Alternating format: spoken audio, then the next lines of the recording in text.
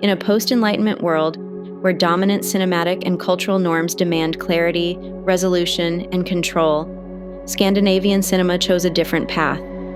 They committed to a radical idea. Cinema, at its best, is not a vehicle for answers.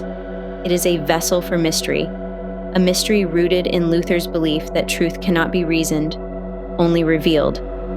Before the Reformation, the Church defined good and evil and claimed to control the path to salvation. Then, in the early 1500s, Martin Luther shattered that order with a radical idea.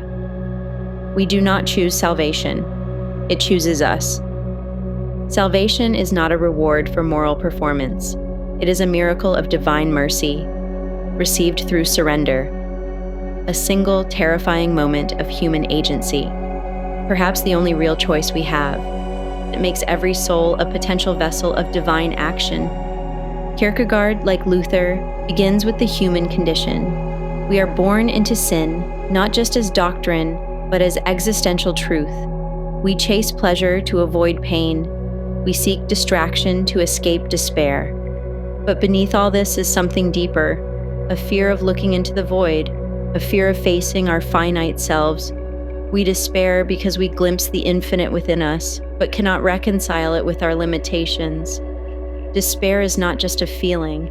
It is the failure to become the self God intended. For Kierkegaard, reason cannot lead us to God, because reason avoids the abyss.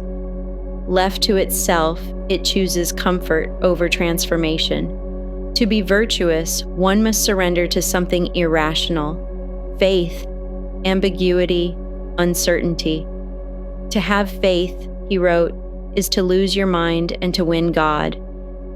And it is not through reason, nor through action, but through faith that we find truth. Nowhere is this theological tension more quietly and powerfully explored than in the films of Carl Theodor Dreyer. Jeg verdens lys, men mørket begriber det ikke, og mine egne tog ikke imod mig.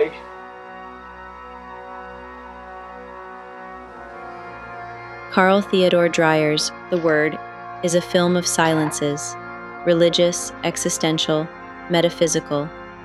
Though based on Kai Munck's 1925 play, its cinematic power resonates most in the aftermath of World War II. The horrors of reason forced new questions about faith, grace, and reality. Dreyer had seen a world where Hitler, cloaked in divine authority, rationalized genocide. In response, The Word doesn't give answers. It evokes grace through paradox. In one of the opening scenes, Johannes, who believes himself to be Christ, delivers a sermon on a hillside. No one listens. Die or die. Later, his father, Morten, a devout Lutheran, tells his daughter-in-law that God no longer hears his prayers. Jeg ved, men hvad har alle mine bønner nyttet? Hvad ved du om, hvad dine bønner har sat i gang? And yet, when Johannes tries to speak to him, he's ignored. Hvorfor du bange, du lille troende? Jeg jo endnu ikke gået til min far. Hold din mund, Johannes. This becomes the pattern. Johannes speaks, but no one listens. Even when a visiting pastor arrives and Johannes reveals himself, the pastor demands proof, still seeking reason within the irrational. Mit navn Jesus af Nazareth. Jesus. Jamen, hvordan vil de bevise det? When Anders, the youngest son, wishes to marry Anne, a girl from another Lutheran sect, both patriarchs retreat into doctrine. Jeg tror kristendom surhed og selvpineri. Jeg tror kristendom livs udfoldelse. Their faith becomes a form of control, a weapon of reason used to avoid surrender.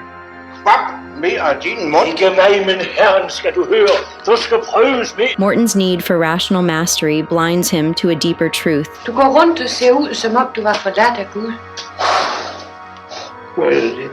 God isn't silent. Hvor stor skal din nød blive? før du hører mig, lyder Johannes. Vil du gøre din gamle far en glæde, så gå ind til dig selv. Morton just isn't listening. In the film's final act, the family becomes receptive to Johannes. Det sindssygt at ville frelse liv. And in that act of surrender, Johannes resurrects his brother's wife. Byder jeg dig, Not through doctrine, but through faith. stå op.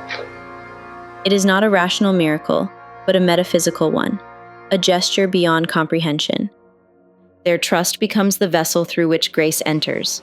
Begynder livet for os. If the word is about finding God not in words, but in acts of grace and silence, then Bergman's The Silence imagines silence as the complete absence of God. Though he described himself as an agnostic, religion, or more precisely its absence, remained central to Bergman's creative life. Jag ropar till honom i mörkret. Men ibland är det som det inte fanns någon där. Det kanske inte finns någon där. In the silence, a city hums with distant war, but its violence never touches the characters. The conflict is ambient, omnipresent yet abstract. Two women travel without destination. Their journey is as void of meaning as the foreign language spoken all around them. Vad betyder det? Jag vet inte. With them is a boy, Johann. There is a clear absence of a father, which only deepens the sense that in this world, God, like the Father, doesn't exist. Inside the hotel, they find shelter, but not from spiritual consequence. När far dog så sa du, nu vill jag inte leva längre. Varför lever du egentligen? That liminal space becomes a vacuum. Morality is muffled, participation suspended, consequence evaporated. This inertia reflects the weight of Bergman's agnosticism. The absence of faith is not neutral. It is oppressive. At one point, the boy shoots a hotel worker with a toy gun. No one reacts. There is no consequence. Everyone drifts like ghosts, severed from grace. The silence becomes a parable, a world that listens only to the void, a world that blocks out not just God, but all transcendent meaning. The two women serve as opposing allegories. Esther clings to intellect and control, detached from communion, left sick and alone. Anna indulges sensual abandon, impulsive, indifferent, freed from guilt. Jag satt och såg på det där paret som älskade. Sen gick jag in på baren. Så följde mannen med mig. But also from meaning. Her freedom is not liberation, it is erosion. Here, Kierkegaard's critique takes visual form. Even our highest achievements, art, language, beauty, become mirrors of desire and shields against the void. Between them is Johann, the child, the soul, perhaps even Bergman himself, caught between sterile obedience and purposeless freedom. Neither woman offers guidance. Neither offers grace. This place is not the hell we had always imagined, one of fire and brimstone, nor is it a place of dramatic malignancy. It's something far worse, a place of apathy, void of any emotional breath. And yet, the film does not collapse into despair. In its final moments, something quiet happens. Esther writes a letter to Johann, a few words in a foreign language. He cannot understand them. Maybe she doesn't either.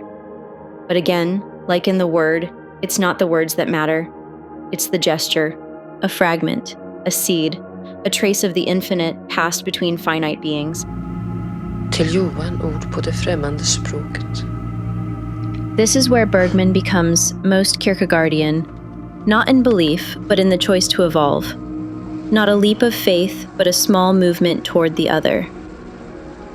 No one in the silence is, in Luther's words, ridden by God.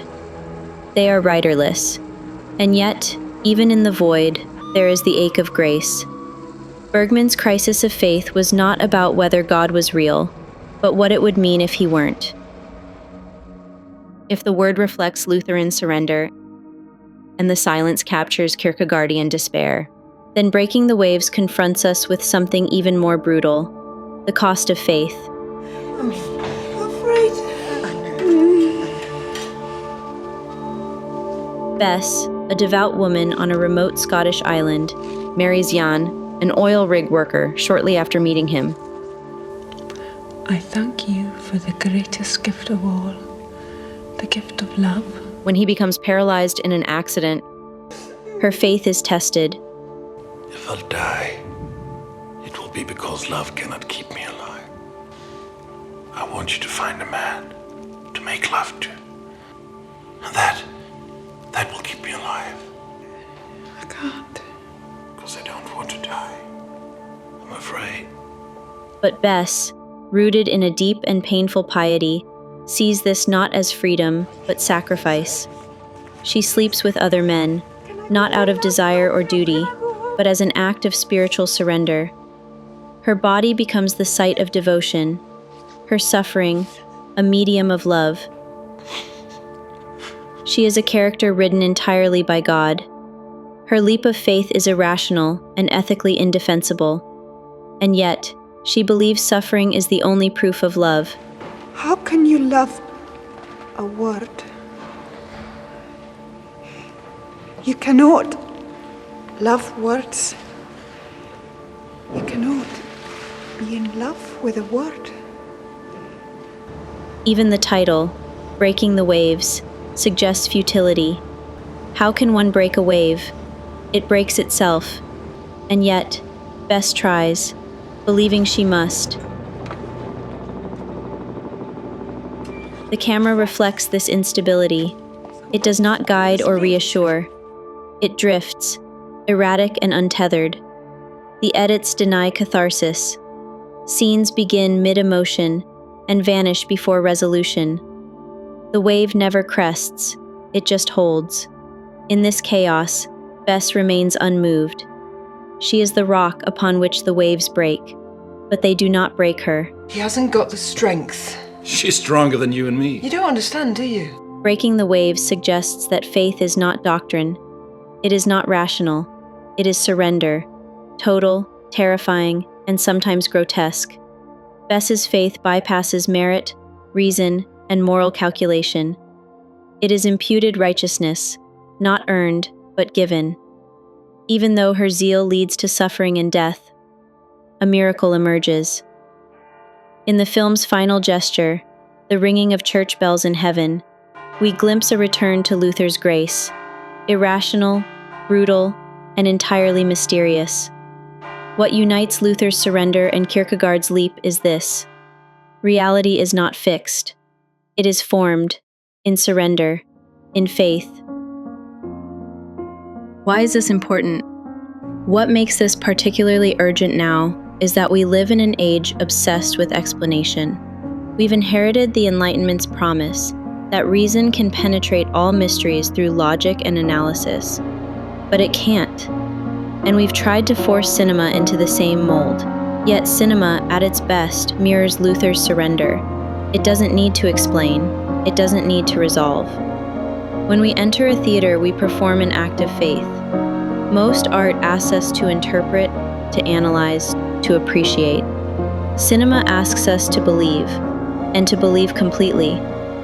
We must surrender our disbelief in order to receive its truth. We cannot reason our way into a film's reality. We must submit to it. In this surrender, film becomes a form of witness, not to doctrine, but to mystery. It invites us to peer into the abyss, to doubt, to despair, to confront the limits of human will within the space of limitless potential. Cinema becomes not a sermon, not a solution, but a testament. I believe, if Luther and Kierkegaard teach us anything, it is that the greatest act of faith a filmmaker can offer is to resist the urge to explain, to resist the demand for reason, and instead to allow the audience to sit with the inexplicable, to bear witness, to feel. And in that space, in that silence, however brief, to encounter something we all long for, the divine.